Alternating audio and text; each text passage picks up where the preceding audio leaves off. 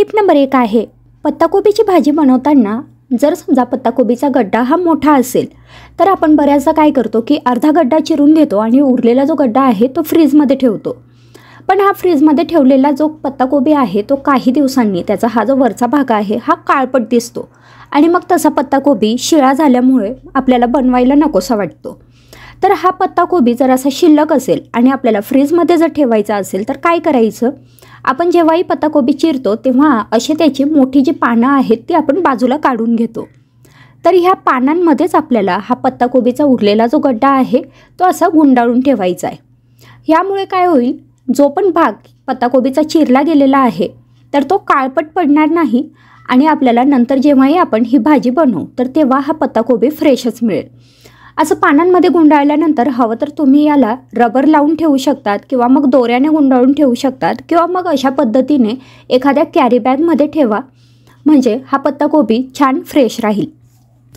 Tip number 2 आहे, कुठल्याही डाळीची जेव्हा आपण भाजी किंवा आमटी बनवतो तर तेव्हा सुरुवातीला आपण ही डाळ उकळून घेतो, म्हणजे थोडीशी शिजवून घेतो. तर ही डाळ शिजवत असताना अशा पद्धतीने पाण्यावरती आपल्याला थोडासा फेस आलेला दिसतो.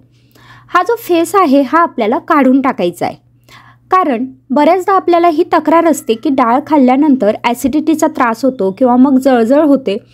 तर हे सगळं ह्या फेसमुळे होत असतं. जर आपण डाळ शिजवताना हा जो वरती आलेला फेस असतो हा काढून टाकला तर डाळ खाल्ल्यानंतर जो वातुळपणा असतो किंवा ॲसिडिटीचा त्रास असतो तो होणार नाही. टिप नंबर 3 आहे, जेव्हाही आपल्याला मसाला कढी बनवायची असते, म्हणजे जे आपण वाटण मिक्सरमधनं वाटून मग ती कढी बनवतो, तरी अशा मसाला कढीमध्ये फोडणीमध्ये आपल्याला थोडेसे मेथीदाणे टाकायचे आहेत. 5-6 मेथीदाणे टाकले तरीसुद्धा ह्या मसाला कढीला चव खूप छान येते.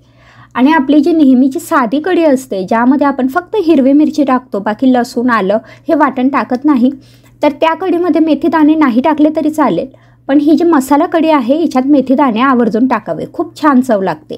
तसंच कढी उकळल्यानंतर त्यात मीठ टाकावं, म्हणजे कढी फाटत नाही. टिप नंबर 4 आहे, पालेभाज्या धुताना आपण बऱ्याचदा 2-3 पाण्याने धुवून घेतो. पण ह्या पालेभाज्या फक्त 2-3 पाण्याने धुवून चालत नाही. त्याच्यावरती जर समजा काही फवारणी वगैरे केलेली असेल तर त्यासाठी आपल्याला त्या अगदी व्यवस्थित धुणं गरजेचं आहे. तर ह्या पालेभाज्या अगदी व्यवस्थित धुण्यासाठी काय करायचं, पालेभाजी निवडून झाली की त्यानंतर ती खूप जास्त अशा पाण्यात बुडवून ठेवायची आणि ह्या पाण्यामध्ये थोडं चमचाभर मीठ टाकायचं. 10 मिनटं तरी ही खूप जास्त पाण्यात बुडवून ठेवायची, म्हणजे त्याच्यावरती लागलेली माती असेल किंवा मग जे काही फवारणी असेल ती निघून जाईल आणि त्यानंतर मग 2-3 पाण्याने धुवून घ्यायची.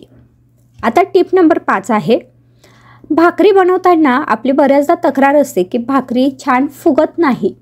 तर ही भाकरी जर छान फुगवायची असेल आणि शिवाय छान एकसारखी बनवायची असेल तर त्यासाठी भाकरीचं जे पीठ आहे ते खूप जास्त मळून घ्यायचं असतं.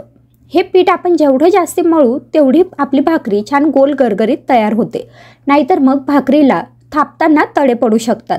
तर त्यामुळे पीठ चांगल्या पद्धतीने मळून घेतलं, त्यानंतर भाकरी हलक्या हाताने छान थापून घ्यायची आणि तसंच भाकरी भाजताना आपला जो तवा आहे तो व्यवस्थित गरम पाहिजे.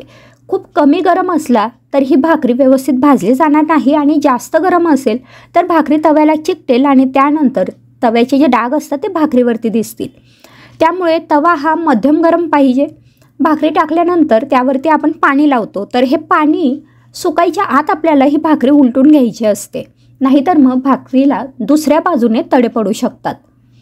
तर अशा पद्धतीने भाकरी बनवली तर तुमची भाकरी हमखास छान टम्म अशी फुगेल.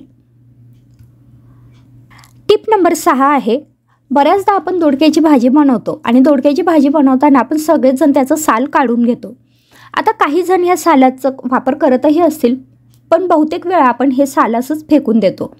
पण कुठल्याही भाजीच्या सालामध्ये खूप जास्त प्रमाणात जीवनसत्व असतात, तर त्यामुळे ते साल फेकून न देता आपण त्याचा कसा उपयोग करू शकतो, साल अगदी बारीक चिरून घ्यायचं, त्यानंतर तव्यावरती थोडंसं तेल टाकायचं. तेल गरम झालं की त्यात जिरं, मोहरी आणि लसणाच्या पाकळ्या बारीक चिरून टाकायच्या किंवा मग आपण जे काही फोडणीसाठी साहित्य वापरत असू तसं तुम्ही फोडणी इथे करू शकतात. थोडेसे हळद, लाल तिखट टाकून घेतलं, त्यानंतर 1 ते 2 मोठे चमचे तीळ टाकायचे आणि तीळ ह्या तेलात चांगले परतून घ्यायचे. त्यानंतर जो आपण दोडक्याचा किस चिरून घेतलेला होता तो ह्याच्यावर टाकायचा, चवीपुरता मीठ टाकायचं आणि हे चांगलं परतून घ्यायचं. आता मध्यम गॅसवरती झाकण ठेवून हे आपल्याला छान शिजून घ्यायचं आहे. खरपूस होईपर्यंत छान शिजवायचं आणि ही दोडक्याच्या सालाची चटणी आपली खाण्यासाठी तयार होते. सालीचा वापरही होतो आणि शिवाय जीवनसत्वसुद्धा मिळतात. Tip number 7.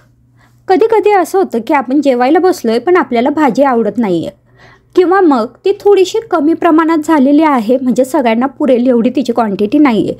मग अशा वेळी ऐनवेळी काय करायचं, 5-6 उडदाची पापडं छान भाजून घ्यायची. भाजून झाल्यानंतर त्यांना चांगलं कुस्करून घ्यायचं आणि आता हा जो उडदाच्या पापडांचा चुरा आहे यावरती तिखट, मीठ, छानपैकी तेल टाकायचं आणि ही पापड मिरची खाण्यासाठी तयार आहे.